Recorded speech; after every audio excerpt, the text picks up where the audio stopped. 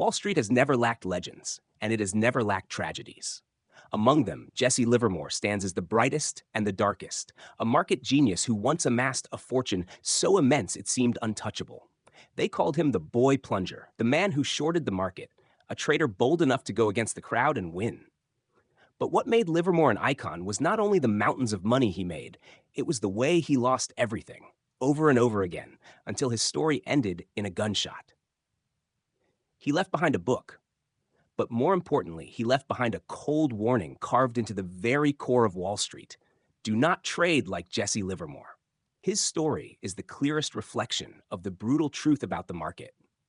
You can win big, you can see the trend before anyone else, you can be celebrated as a genius.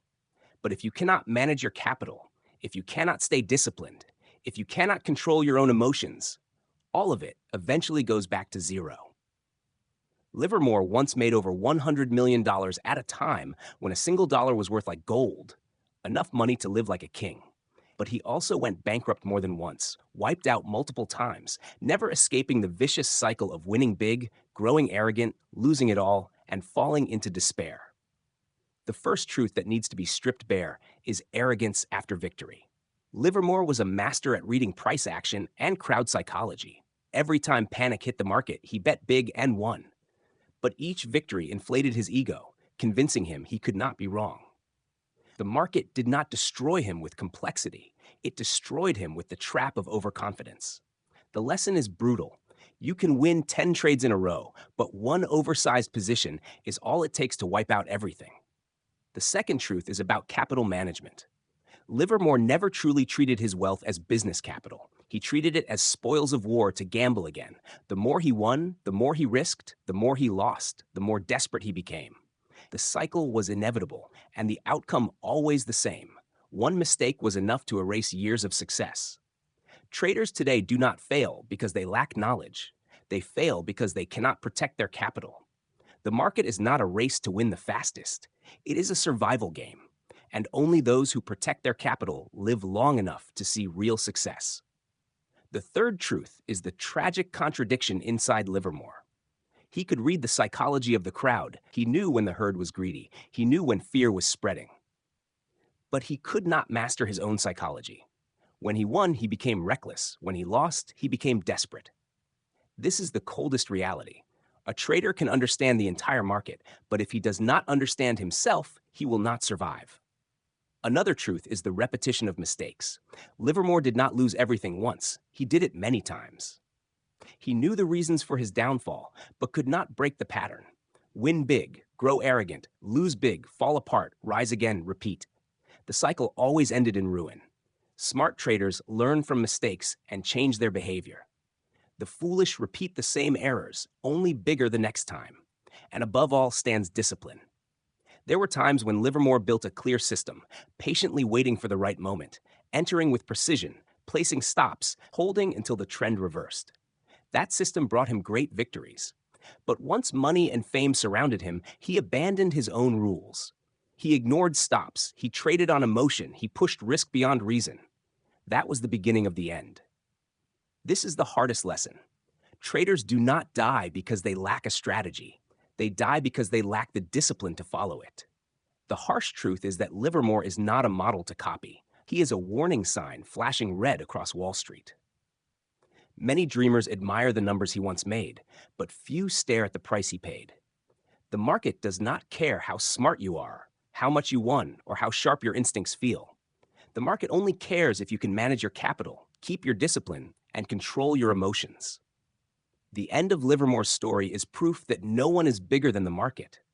Genius can collapse, legends can go broke, and all the glory can vanish in a single misstep. If there is one lesson every trader must burn into their mind, it is this.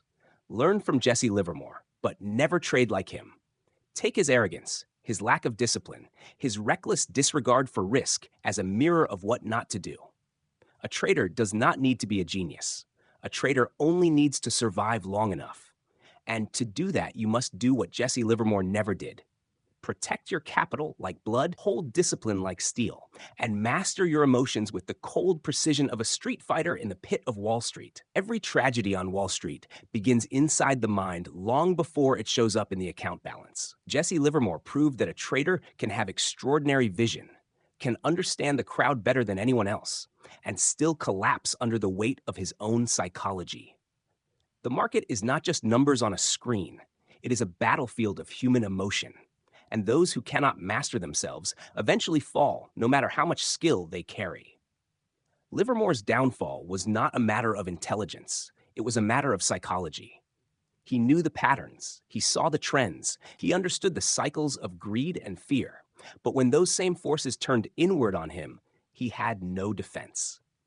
The first trap that consumed him was greed. Greed is the silent poison of Wall Street. It whispers to every trader that the next trade will be bigger, the next win will double the fortune, that you are one step away from untouchable. Livermore fell for it every time. After each colossal win, he did not step back, he did not secure his gains, he doubled down. He believed his streak would last forever. The problem with greed is that it blinds you to risk. It makes you see only the potential upside, never the cost of being wrong. And in a market that punishes arrogance, greed becomes the most expensive addiction a trader can ever have. The second trap was fear. After the inevitable losses came fear, and fear is just as dangerous as greed. Fear makes a trader cut winners too soon, chase bad positions, or freeze when decisive action is needed. Livermore was not immune. When losses piled up, he became desperate, searching for trades not out of logic but out of panic. He needed to win back what was lost, and that desperation led him straight into the jaws of deeper ruin. Fear turns the market into a mirror of your weakness, magnifying every hesitation until it destroys you. The third trap was hope, perhaps the cruelest of all. Hope convinces you to hold on to losing trades, to wait just a little longer for the reversal that never comes. Hope tells you that the market will forgive your mistake, that patience will rescue you. Hope is the lie every broken trader clings to before the final blow. Livermore often held positions far too long because he hoped the tide would turn. But the market has no mercy for hope. Hope does not change the trend. Hope is where traders go to die. The fourth trap was revenge. When pride is wounded, the instinct is to fight back. On Wall Street, revenge trading is suicide. Livermore, despite his brilliance, could not resist. After devastating losses, he would return to the market with reckless size, determined to prove himself right. But the market is not an enemy that can be beaten into submission. It does not care about your pride. It does not care if you are right or wrong. The market only reflects order flow and liquidity, and when you fight it out of anger, you only hand it more of your capital. These psychological traps formed a cycle that Livermore could never break. Greed fueled oversized wins, fear followed the inevitable losses, hope kept him in bad positions, and revenge multiplied the damage. The cycle destroyed him repeatedly, and no amount of genius could protect him once he was inside it. For modern traders, this is not just history, it is a warning carved in blood. If you cannot break the cycle of greed, fear, hope, and revenge, you will end the same way. But the tragedy goes deeper than emotions alone. Livermore's story shows how success itself becomes the greatest danger. Winning too much too fast creates illusions of control. It makes you believe the market bends to your will. That illusion is fatal. Livermore believed he could control outcomes through sheer brilliance. He thought his instincts were enough to override risk management. But the market cannot be controlled. The moment you think you have power over it, it destroys you. The real professionals never seek control. They seek survival. They know the market is always bigger, always stronger, always capable of crushing them in a single move. Humility is not optional on Wall Street. It is oxygen. Another brutal lesson is that knowledge alone does not save you. Livermore wrote down his principles. He codified rules for trading. He even warned others about the dangers he himself could not escape. He knew better, yet he still broke his own rules. This is the cruel irony. The gap between knowing and doing is where most traders bleed out. It is easy to write a rule. It is hard to obey it when money is on the line. Livermore teaches us that discipline is not about intelligence. It is about control over behavior. Without discipline, knowledge is useless. And then there is the truth about money itself. Money is not just numbers. On Wall Street, money becomes identity, ego, validation. The larger the fortune, the stronger the attachment, and the more devastating the loss. Livermore built empires of wealth, but they never brought him peace. Each rise in fortune only increased the pressure. Each fall only deepened the humiliation. He became trapped in a spiral where money defined his worth, and when the money vanished, so did his reason to live. This is perhaps the harshest truth for traders today. If your identity is tied to your account balance, the market owns you, and the market will strip you bare. What can a modern trader take from this wreckage? First, understand that risk management is not a suggestion, it is survival. Never risk more than a small fraction of your capital on any single position. Livermore ignored this truth and paid the price every time. Second, never let emotions dictate size. The market punishes impulsive size more than any other mistake. Third, detach identity from outcomes. A win does not make you a genius. A loss does not make you worthless. They are simply part of the game. If you allow either to define you, the market will eventually break you. Finally, remember that survival is the only metric that matters. Livermore could win spectacularly, but he could not survive. His name lives in history, but not as a symbol of lasting success, rather as a symbol of wasted genius. The real winners on Wall Street are not the ones with the biggest victories. They are the ones still standing after decades. The ones who keep their capital intact while others burn out. That is the difference between myth and reality. Jesse Livermore's story is seductive because it is dramatic, filled with soaring highs and crushing lows. But behind the drama lies the only truth that matters. Do not trade like him. Do not fall into the same traps. Do not let greed, fear, hope, or revenge dictate your trades. Do not tie your identity to money. Do not chase control of the market. Do not ignore the discipline you know you need, because the market is merciless and it will expose every weakness you carry. The lesson is simple but mercilessly hard. Trade not to win spectacularly, but to survive consistently. Protect your capital as if it were your lifeblood, because it is. Hold discipline like steel, even when the world screams at you to break it. Control your emotions with the cold detachment of a professional, because the moment you lose control, the market takes everything. Livermore could not do these things, and so he became a legend for all the wrong reasons. You do not need to be a legend. You only need to last. When you look at the downfall of Jesse Livermore, it is easy to get caught in the drama of his personal tragedy, the spectacle of a genius collapsing under his own weight. But for traders, what matters is not sympathy. It is the cold lessons that prevent us from repeating his fate. The modern market is just as brutal as the one he faced, only faster, more complex, and more global. If you step into this game with hope or improvisation, you are already dead before you start. To survive, you cannot trade by gut feeling. You must build a system, a real system, not a few scribbled rules that get broken the moment you take a loss. A true trading system rests on 4 pillars: entry, stop loss, exit target, and money management. Without all 4, you have nothing. Livermore wrote principles many times, but he never locked them into a rigid, unbreakable system. He let instinct take over, and instinct never beats a cold, impersonal market.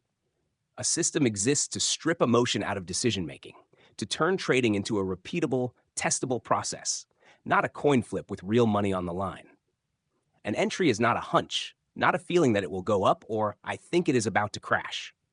An entry must come from objective signals, a structure, a repeatable pattern, something that can be tested. That is why modern traders must learn to read price structure rather than chase rumors or news. If you do not have clear criteria for entering, you do not have a system. Without a system, you are nothing more than a gambler in a casino. A stop loss is the next pillar. Without stop losses, your so-called system is an illusion. The market will test you again and again, and if you have no risk limit, sooner or later you will burn. Too many traders believe that holding long enough will eventually save them. That belief alone is enough. The naked truth is that some trades must be cut, and if you cannot accept that, the market will force feed you the lesson by wiping out your account. A stop loss is not failure. It is the cost of staying in the game. A real system never exists without it. Targets are just as critical.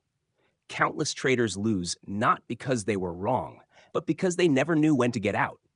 They let profits evaporate into losses because greed whispered a little more. A system forces you to define an exit, a point where you walk away regardless of the temptation to squeeze another dollar. On Wall Street, keeping profits is more important than making them. Livermore had multiple chances to retire wealthy, but without a mechanism to protect his wins, he let them slip. A system does not allow that. The last pillar, the one that separates survivors from corpses, is money management. This is where most traders fail, and where Livermore failed most spectacularly. A system may only win at a modest rate, but with solid risk control, you live to compound. Without risk control, even if you are right most of the time, one or two mistakes will bury you. Money management defines how much capital you risk per trade, the risk-to-reward ratio you enforce, the rules that keep your account alive. Livermore believed size alone could bend the market. He played oversized bets, thinking skill would save him. But the market does not care who you are. It only sees order flow, and when you bet too big, it crushes you. A system is not just theory. It must be tested. Traders must backtest, apply their rules to past data to see if following them strictly produces survival. Backtesting is not about perfection. It is about answering one brutal question. Will this system stay alive long enough to matter? But even backtesting is not enough. You must forward test, run the system in real markets with small size to prove it functions under real psychological stress. Most traders skip this because they are in a rush to scale up. That rush is their death sentence. A system must be written down, made explicit, turned into a visible set of rules. And above all, you must keep a trading journal to police yourself. The journal is not a bureaucratic chore. It is a ruthless mirror. It exposes whether you are actually following your system or just pretending. A trader without a journal is blind, wandering through a desert with no compass. But remember, even the best system will not save you without discipline. This is the real dividing line. The system is the map, but discipline is the legs that carry you. Livermore had brilliant principles, but he lacked the discipline to obey them. That is why a modern trader does not need to be smarter than him, only more disciplined. Holding the rules when it hurts, that is the difference between surviving and blowing up. Here is another truth traders hate to hear. A system will not make you rich fast. It will make you last long enough to get rich. That is the part amateurs never grasp. They want to double an account in months. They want to be legends. But a real system focuses only on survival and steady growth. You cannot build a career if you do not have capital. The market is littered with the bodies of those who wanted speed. The survivors are the ones who understood that time, not speed, is the real compounding weapon. In practice, a good system is never glamorous. It is boring, repetitive, mechanical. It turns trading into work, not entertainment. It turns you into a capital manager, not a gambler. And if you feel bored sticking to your system, that is a positive sign. Because Wall Street does not reward excitement, it only rewards discipline. Jesse Livermore is the reminder that genius is not enough. You need a system. You need risk control. You need discipline. He left us not a model to follow, but a warning sign, a reverse blueprint of what happens when you lack structure. Do not repeat it. Build your system, test it, live with it, and let it protect you from yourself. When a trader already has a system, the next challenge is no longer about finding signals, but about managing capital as if running a real business. This is exactly where most traders fail, because deep down, they still treat trading as a game rather than an enterprise. But Wall Street is not a casino. It is a battlefield where the weak are eliminated. A business survives not because every day brings huge profits, but because it knows how to control costs, manage risk, protect cash flow, and endure the bad seasons. Trading is no different. A trader who lasts never dreams of a single strike to get rich quick. They think about drawdown, about how to protect capital when everything turns against them. Drawdown is the cold truth that most beginners fear facing. When your account drops by 10%, you need more than 11% just to break even. When it drops by 50%, you need a 100% gain to recover. This is unforgiving mathematics, and it kills the illusion that holding long enough will bring you back to safety. A business has a balance sheet, income statements, cost planning. A professional trader is no different.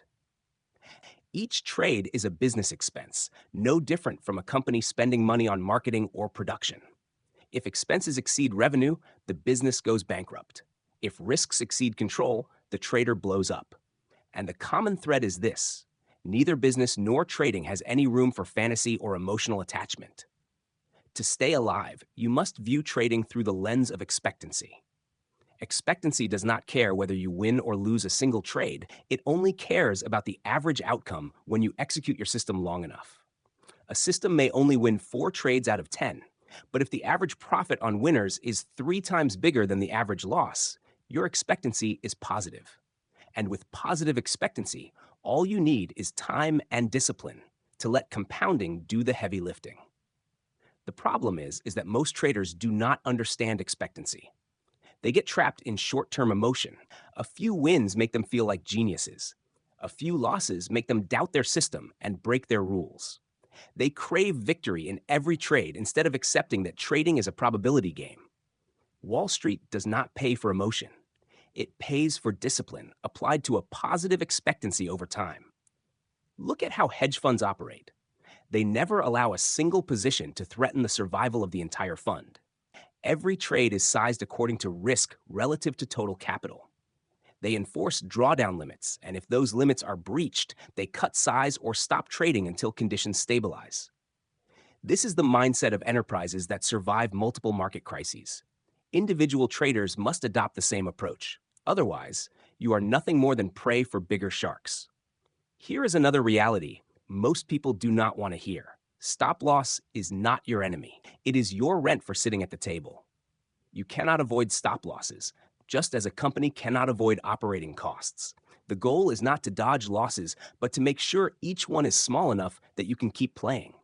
Cutting losses is a professional act, not a failure. Livermore often refused to act this way, and he paid with his career. That proves talent cannot replace disciplined risk management. The right way to think about capital management is to see each trade as just one piece of a much bigger picture. You cannot bet everything on one idea, no matter how certain it looks. The people who go bust always believe this time is different. But the market is never different. It has one job: to crush those without discipline. A good business always prepares for months when revenue is down. It keeps reserves to survive a crisis. A trader must prepare the same way, both mentally and financially, for strings of consecutive losses. Losing streaks are not proof that your system is broken. They are part of the game. Those who refuse to accept losing streaks are the ones who quit right before their system proves itself over the long run. Capital management also means knowing when to reduce size and when to stay out entirely. The market does not pay you a salary. It can slip into periods of noise and uncertainty where no edge exists. A trader with a business mindset will accept holding cash rather than forcing trades. Sitting on the sidelines is also a decision, and sometimes it is the smartest one you can make. Most importantly, you must change your goal. Do not chase short-term glory. The sole purpose of a trader is survival, to last as long as possible. Because as long as you remain alive, you still have the chance to capture the next cycle, the next trend, the next big wave. The dead have no second chance. Livermore did not fail because he lacked talent. He failed because he forgot the principle of survival. That is the blood-stained lesson every trader must carve into their mind. Trading is not about winning every battle. It is the science of capital management to survive the war. Those who understand this truth will build a career. Those who do not will become cautionary tales for the next generation. Once you understand that survival is the ultimate goal, the next enemy is not the market itself, but your own psychology. No formula, no indicator, no model will save you if your mind is still chained to fear and greed. On Wall Street, every major collapse has always started with a hot head, with the refusal to accept losses, with the ego that sees a stop loss as a personal insult. Here is the brutal truth most traders never want to hear. Every stop loss you take is not failure, but an act of professionalism. A great surgeon does not attempt a hopeless operation with zero chance of success, because he knows every procedure has a safety standard. A trader is no different. The stop loss is the line that determines whether you stay in the game or not. Anyone who does not respect stop losses is already finished. It is only a matter of time. But there is another point few will admit. Holding on to profits is even harder than cutting losses. Taking profits sounds simple, but how many times have traders watched winning trades slip back into the red just because of greed for a little more? The naked reality is this: profits are not real until they are booked.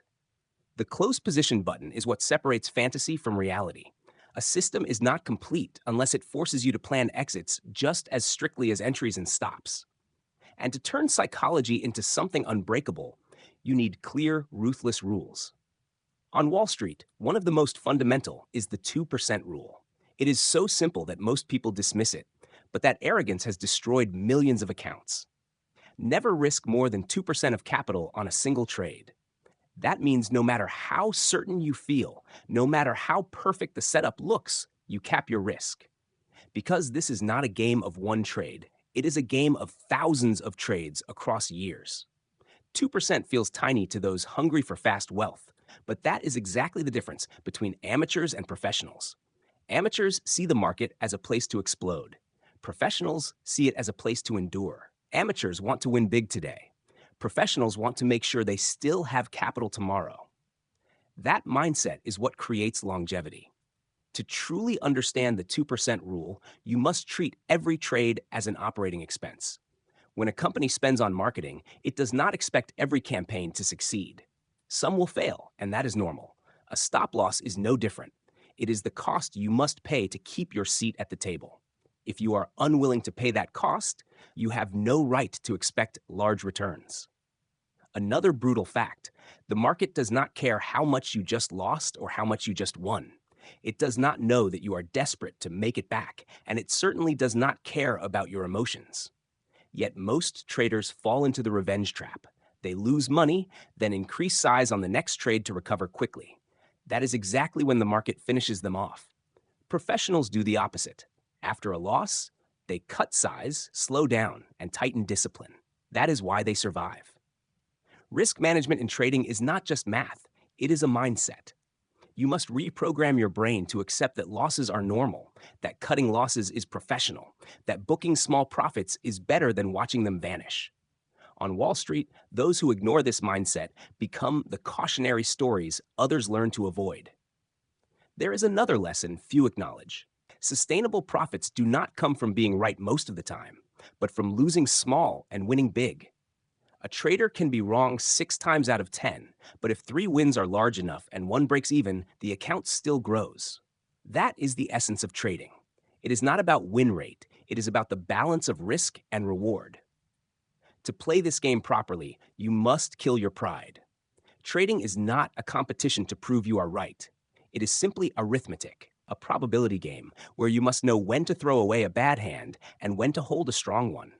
The traders who blow up are always the ones who insist on being right at all costs. But on Wall Street, being right is meaningless. Only profit and loss matter. Once you accept this, you step into another level, the level of cold detachment. You no longer get euphoric when you win, nor devastated when you lose.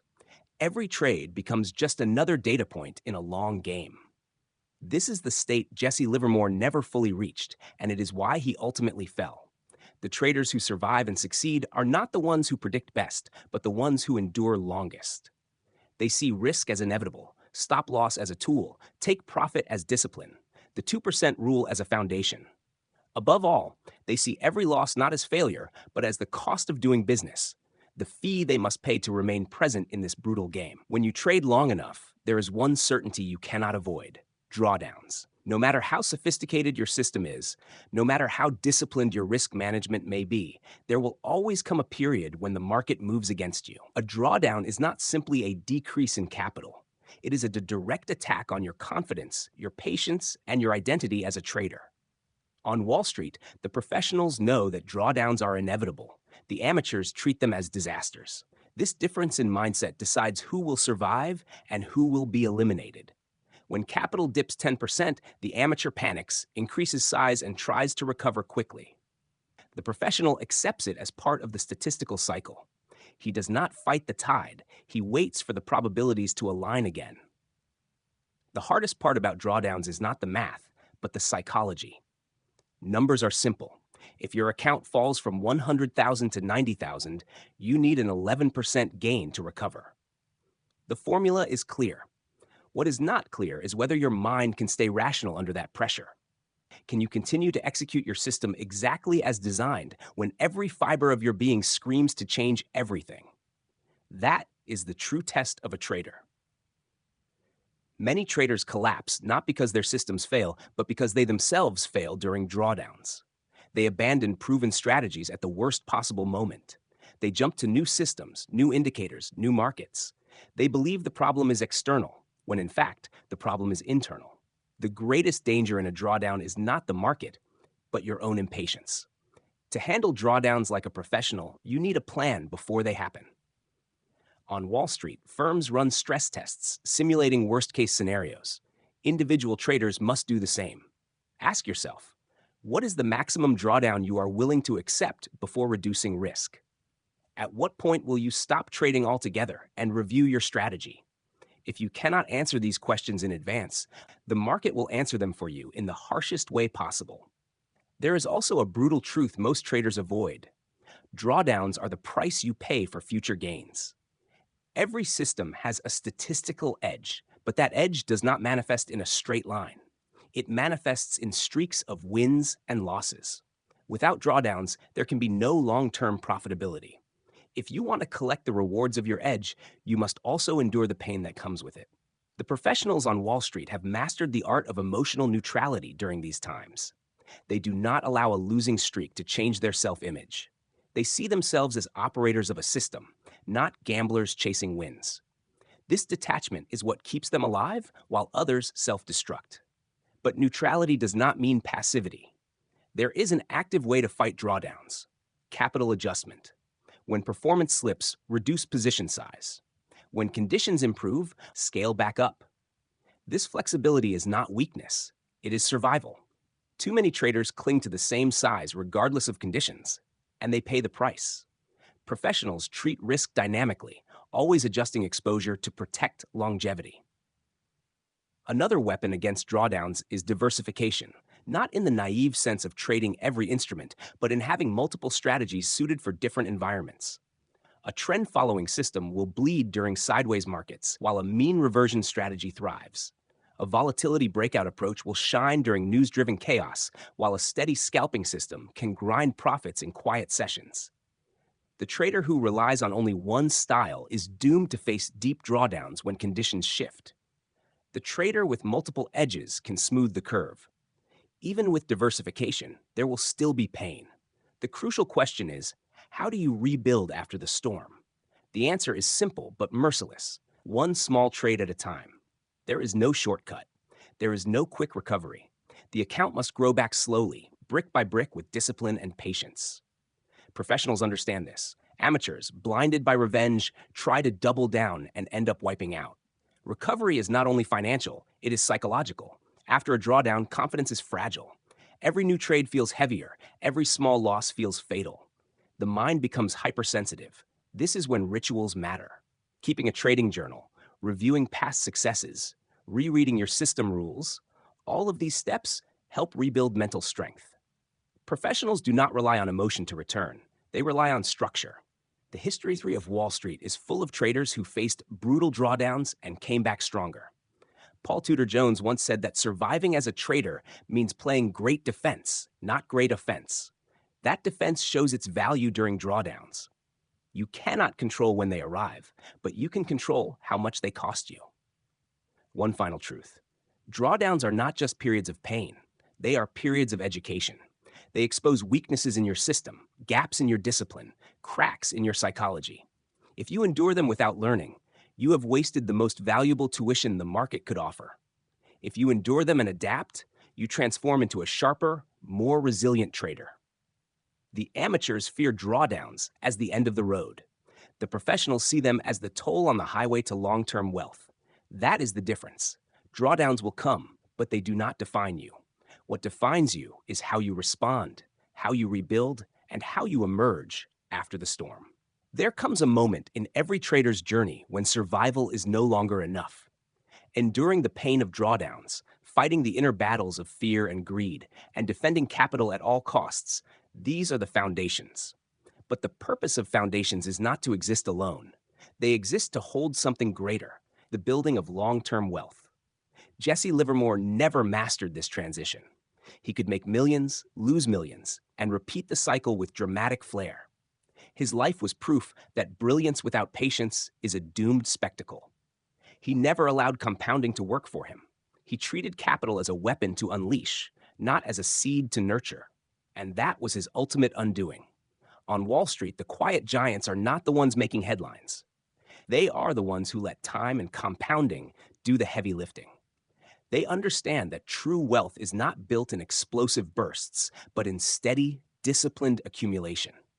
A single trade may bring excitement, but it is years of consistency that bring freedom. Patience is the rarest currency in trading. Markets tempt you with movement every minute of the day, whispering that action equals profit. But the professionals know that action without edge is destruction. They sit out when probabilities are unclear. They wait for conditions to align. They strike only when the odds tilt heavily in their favor. Their patience is their weapon. Amateurs equate patience with wasted time. Professionals equate impatience with wasted capital. The mathematics of compounding is ruthless in its simplicity. Double your money once, and you feel powerful. Compound your money over years with disciplined risk, and you become untouchable. The amateur dreams of quick fortune. The professional dreams of steady growth. A trader who risks too much may rise fast, but he falls faster. A trader who risks carefully may rise slowly, but his ascent becomes unbreakable. This is the lesson Wall Street keeps repeating in silence. Longevity beats intensity. A short-lived blaze is forgotten. A steady flame lights the future. Livermore could ignite markets with his bets, but he never built a flame that lasted. That is why his name is remembered as a cautionary tale, not as a dynasty. Survival in trading is not about avoiding mistakes entirely. That is impossible. It is about ensuring that no single mistake, no single bad period can erase you. Professionals never bet in a way that risks their career. Amateurs risk it every week. This is why professionals endure decades, while amateurs disappear in months. Wealth, in the truest Wall Street sense, is the accumulation of thousands of small, disciplined decisions. It is boring. It is methodical. It is unglamorous. But it is real. Every dollar preserved during a losing streak, every dollar compounded during a winning streak, every dollar protected by risk management, all of it stacks invisibly until one day it is undeniable. The tragedy of Jesse Livermore is that he had the intelligence to conquer markets, but not the temperament to conquer himself. He could see what others could not, but he could not resist his own impulses. He teaches us the harshest truth of all. Intelligence without discipline is worthless. In trading, the market rewards only those who can survive themselves. So what must today's trader do to not repeat his fate? First, you must commit to patience even when every instinct screams for speed. Second, you must treat compounding as sacred, never interrupting its power with reckless bets. Third, you must embrace survival as your highest law, protecting capital, protecting mental clarity, protecting the ability to trade another day. If you lose these, no brilliance can save you. Every professional knows the market will always exist. Opportunities will always return. But capital once destroyed does not regenerate easily, and confidence once shattered takes years to rebuild. This is why the true elite of Wall Street are not the loudest, but the calmest. They are the ones who understand that trading is not about being right once. It is about being consistent forever. In the end, trading is less about markets and more about character. Prices move because of supply and demand, but survival depends on patience, humility, and discipline. Wealth belongs to those who master themselves before they attempt to master charts. This is the truth Livermore never fully lived, but one that every trader must. The market will tempt you to chase shortcuts, to gamble like Livermore, to dream of fortune in weeks. Resist it. The path to lasting wealth is unglamorous but certain. Risk little, endure much, grow slowly, compound relentlessly. Do this long enough, and the game shifts. You are no longer chasing the market. You are letting the market work for you. This is how dynasties are built, not with single bets, but with decades of discipline. Not with noise, but with silence. Not with brilliance, but with patience. The amateurs will always search for secret formulas. The professionals already know the secret. Survival plus compounding equals freedom. And freedom is the only true prize worth chasing. The financial markets are a battlefield with no forgiveness. Jesse Livermore left behind a legacy of brilliance, but also a tragedy that reminds us of one undeniable truth. A lack of discipline, unchecked arrogance, and reckless money management will always end in ruin. You can learn from his sharp market intuition, from his ability to read the crowd, but you must never repeat his fatal mistakes. A real trader who survives and thrives is not the one who makes millions overnight, but the one who protects every dollar, waits patiently for compounding to do its work, and stays rational in the chaos of the crowd. The market will tempt you with illusions of control, with the high of short-term wins. But if you cannot stand firm, you will end up buried like thousands before you. Remember this, in this game, survival itself is victory. As long as you survive, you still have the chance to grow. That is the only path to lasting wealth. If you want to keep diving deeper into raw, unfiltered truths of trading, where psychology and discipline decide everything, then subscribe to Trading Mindset Lab. This is where we tear down illusions, dissect trader psychology, and build the mindset to ensure you never become your own worst enemy in the markets.